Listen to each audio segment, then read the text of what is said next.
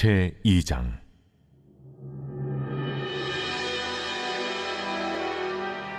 그가 내게 이르시되, 인자야, 내 발로 일어서라. 내가 네게 말하리라. 하시며 그가 내게 말씀하실 때에 그 영이 내게 임하사 나를 일으켜 내 발로 세우시기로 내가 그 말씀하시는 자의 소리를 들으니 내게 이르시되, 인자야, 내가 너를 이스라엘 자손 곧 패역한 백성, 나를 배반하는 자에게 보내노라.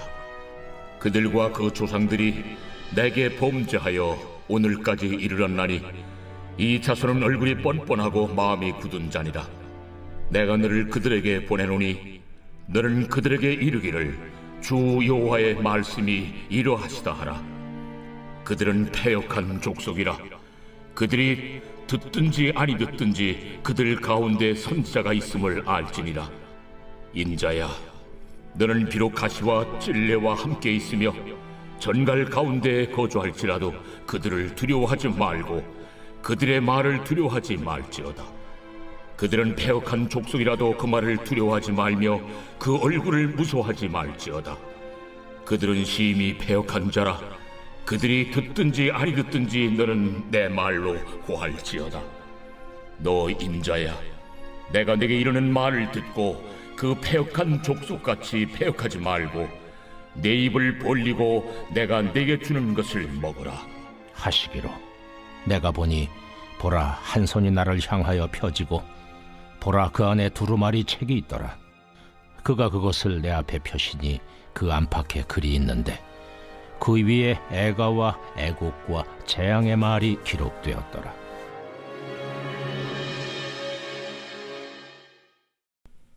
할렐루야. 이런 새벽 우리 주님 전에 오신 믿음의 성도님들을 환영하고 축복합니다. 오늘 에스겔서 2장의 말씀은 이 에스겔 선지자가 받는 소명에 대해서 말씀하고 있습니다. 1절과 2절 이렇게 시작을 합니다. 그가 내게 이르시되, 인자야, 내 발로 일어서라. 내가 네게 말하리라 하시며 그가 내게 말씀하실 때에 그 영이 내게 임하사 나를 일으켜 내 발로 세우시기로 내가 그 말씀하시는 자의 소리를 들으니. 그발 강가에 있을 때였습니다. 이스라엘 백성들이 바벨론의 포로로 있을 때였죠. 이 그발 강가에서 에스겔이 하늘의 영광을 바라보게 됩니다. 하나님의 영광이 하늘로부터 임하여서 우리 어제 말씀에 환상을 보게 된 것이죠. 바로 하나님의 보좌에 앉은 모습들과 또 하나님의 천사들을 환상을 통해 보게 됩니다. 이제는 2장에서 하나님께서 그러한 에스겔에게 예언을 합니다. 소명을 줍니다. 그러면서 하나님께서 에스겔 선지자를 인자야라고 부르고 있습니다. 1절에서도 3절과 6절, 8절에서도 인자야라고 부르고 있습니다. 여러분, 인자라는 것은 이 아담이 흙으로 지어졌잖아요. 그러니까 흙의 아들이라는 뜻이 담겨 있습니다. 그것은 바로 연약하고 깨어지기 쉬운 그러한 아주 연약한 존재라는 것이 바로 인자의 의미입니다. 이 에스겔도 예외가 아니죠. 그는 참 연약하고 깨어지기 쉬운 존재였지만 이제는 전능하신 하나님의 힘을 그의 입에다가 탁 두루마리를 먹여주면서 너는 이제부터 나의 말을 대언하는 예언자가 되리라. 이 포로로 잡혀있던 유다 백성들에게 희망의 빛을 전하는 빛의 통로가 되리라 라고 말씀하고 있는 것입니다. 이러한 연약함의 대명사인 인자가 이 신약 성경에 와서는 이 예수님을 부를 때에 인자로 표현되기도 하죠. 인자는 신약의 또 다른 이름으로는 바로 메시아라고 하는 그러한 의미입니다. 그러면서 에스겔 선지자에게 그 영이 임하셨다라고 말씀합니다. 그 영은 성령을 의미하는 것이죠. 그러니까 성령님께서 에스겔 선지자에게 이렇게 말씀합니다. 3절과 4절의 말씀에 내게 이르시되 인자야 내가 너를 이스라엘 자손 곧 패역한 백성 나를 배반하는 자에게 보내노라. 그들과 그 조상들이 내게 범죄하여 오늘까지 이르렀나니 이 자손은 얼굴이 뻔뻔하고 마음이 굳은 자니라. 내가 너를 그들에게 보내노니 너는 그들에게 이르기를 주 여호와의 말씀이 이러하시다 하라 라고 말씀합니다. 이 에스겔서 2장 3절과 4절의 말씀에서 이스라엘 이 백성들을요 어떻게 표현을 하고 있냐면 패역한 백성들, 나를 배반하는 사람들, 얼굴이 뻔뻔하고 이 마음이 굳은 사람들이라고 이렇게 표현을 하고 있습니다. 이 이스라엘 땅에 남아있는 사람들과 또한 이 바벨론의 포로로 끌려간 사람들 모두가 다 이러한 사람들이다라고 이 성경은 표현을 하고 있죠. 그들의 죄로 인해서 그들의 무지와 그들의 악한 악행과 그들의 우상 숭배 때문에 나라가 망해가는 비참한 결과를 맞이했음에도 불구하고 그들은 여전히 패역한 삶을 버리지 아니했고 하나님을 등 돌린 삶을 살아가고 있었다라는 것입니다. 참 사람들은 고집스럽고 너무나도 미련하고 어리석은 그러한 삶을 살아갑니다. 그러면서 5절의 말씀에 그들은 패역한 족속이라. 그들이 듣든지 아니 듣든지 그들 가운데 선지자가 있음을 알지니라. 이렇게 하나님께서 말씀합니다. 이 말씀에서 보시면 이 하나님께서는 이 이스라엘 백성들을 패역한 족속이라고 말씀합니다. 그러나 그러한 패역한 사람들에게조차도 하나님은 여전히 선지자를 보내어 주시고 하나님의 말씀을, 하나님의 뜻을 전하여 주고 계시다라는 것입니다. 이 선지자는 단지 미래를 미리 알고 예언하는 사람이 아니라 하나님께서 주시는 말씀을 전하는 사람이 바로 선지자이며 예언자라는 것입니다.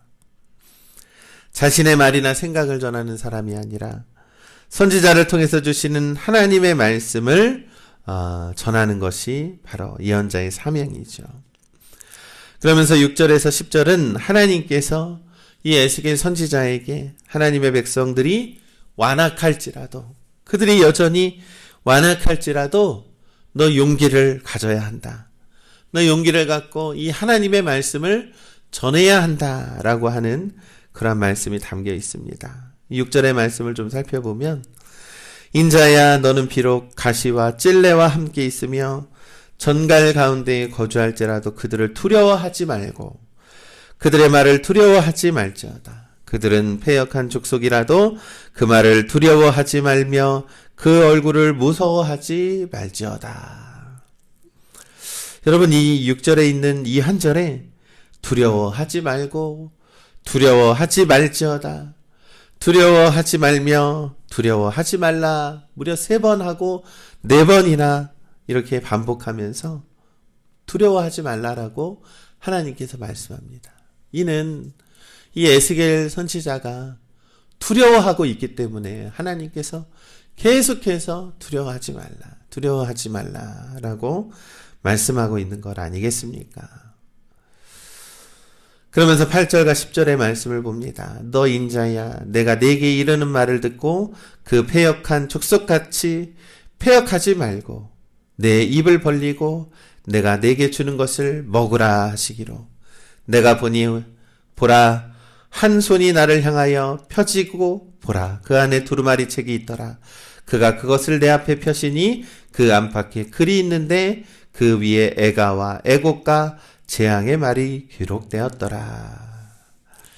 이 하나님께서는요 두려워 벌벌벌 떠는 에스겔 선지자에게 말씀을 줍니다. 이 두루마리를 펴서 이 말씀을 보여주고 이 말씀을 먼저 먹으라라고 합니다. 그 입에 넣어주는 거죠. 그런데 그 말씀은 애가가 담겨 있습니다. 애가가 무엇입니까? 이 나라를 잃은 그러한 슬픔을 부르는 것이 이 슬픔의 노래가 애가 아니겠습니까? 그리고 또한 애곡과 같고라고 합니다. 이 예레미야 애가와 같은 그러한 의미죠. 또한 재앙의 말, 심판의 말이라고 그렇게 기록하고 있습니다. 이러한 하나님의 말씀을 이 에스겔 선지자의 입에다가 그 말씀을 먹여주는 것입니다. 이 하나님의 말씀을 전하는 선지자는 그 말씀을 먼저 먹는 사람이라는 것이죠. 이 말씀은요, 달콤한 말씀도 있지만 쓰디쓴 말씀도 있다라는 것입니다. 사랑하는 우리 믿음의 성도 여러분, 하나님의 말씀은 때로는 달콤하기도 하지만 때로는 쓰디쓴 말씀이라는 것을 우리가 기억해야 합니다. 하나님의 말씀은 선지자들을 통하여서 여전히 하나님의 말씀이 선포되어지고 있습니다. 바로 오늘날에도 이 목회자는 이 하나님의 말씀을 먹는 자이죠. 하나님의 말씀을 먹는데 편식을 해서야 되겠습니까? 내가 맛있어 하고 좋아하는 말씀만 먹어서야 되겠습니까? 하나님의 말씀은 쓰디쓴 말씀도 먹어야 하고 그 말씀을 잘 소화해서 또한 하나님의 말씀과 뜻을 전해야 하고 성도들에게 먹여줘야 하는 것이 바로 오늘날 목회자의 사명 아니겠습니까? 바로 오늘 본문은 이 목회자로서 또한 선지자로서 예언자로서 에스겔이 소명을 받는 그러한 장면입니다. 그 소명을 무엇으로 전해집니까? 하나님의 말씀으로부터 이 에스겔 선지자에게 넣어지고 있다. 하나님께서 하나님의 손을 들어서 그 두루마리를 에스겔의 입에 넣어주고 있다라는 것입니다. 사랑하는 우리 믿음의 성도 여러분, 하나님의 말씀은 때로는 달콤하기도 하고 나에게 쓰디쓴 말씀이 되기도 합니다. 책망의 말씀이 있을 것이며 때로는 너무나도 아픈 말씀이 있을 것입니다. 그럼에도 불구하고 그 하나님의 말씀을 받고 그 하나님의 말씀의 뜻을 따라 살아가는 우리 믿음의 성도님들 되시기를 간절히 소망합니다. 두려워 떠는 에스겔에게 다시 한번 오늘 이 말씀의 1절과 2절의 말씀을 좀 더 살펴보면 성령님께서 에스겔 선지자에게 너의 발로 일어서라 라고 말씀하고 있었다라는 것입니다. 1장의 맨 마지막 절 28절의 하반절은 내가 보고 엎드려 말씀하시는 이의 음성을 들으니라. 이 에스겔 선지자는요, 엎드려 있었다라는 것입니다. 이 그발강가에서 하나님, 너무나도 우리의 처지가 분통하고 원망스럽습니다. 우리의 죄로 인해서 이렇게 심판을 받고 너무나도 비참한 삶을 살아갑니다. 주님, 우리를 불쌍히 여겨주시옵소서. 사실 이스라엘 백성들의 기도의 전통은요, 서서 기도하는 것이 전통이지만 에스겔은 그발강가에서 엎드려서 간절히 기도하고 있었다라는 것입니다. 그렇게 간절히 기도하고 있을 때에 하나님께서는 환상으로 임하여 주셨고 또한 하나님께서는 에스겔에게 말씀을 먹여줌으로써 그에게 예언자와 하나님의 말씀을 전하는 선지자로서의 사명을 더하여 주셨다라는 것입니다. 그러면서 하나님께서 말씀하시기를 내 발로 세우시기로 라고 하면서 하나님께서 에스겔을 일으켜 세워주고 계신다라는 것입니다. 사랑하는 우리 믿음의 성도 여러분, 하나님을 우리가 믿고 의지하는 자들은 하나님께서 이렇게 세워주심을 우리가 믿습니다. 하나님의 말씀을 우리가 받아먹고 그 말씀에 순종하며 살아가는 것이 바로 이 세상을 살아가는 그러한 지혜임을 우리가 믿습니다. 또한 하나님의 말씀을 받아 먹는 자들에게 하나님께서는 그것을 일으켜 세워주시고 우리를 정말로 연약함에서 든든하게 세워주시고 죽어가는 영혼이 새 생명을 얻을 수 있도록 세워주시고 아파하는 영혼이 회복받는 그러한 은혜로 세워주실 줄을 우리는 믿습니다.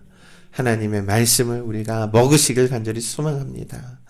하나님의 말씀을 먹고 우리가 이 세상을 딛고 일어서서 하나님의 말씀에 따라 순종하며 살아가는 우리 믿음의 성도님들 되시기를 우리 주님의 이름으로 간절히 축원합니다.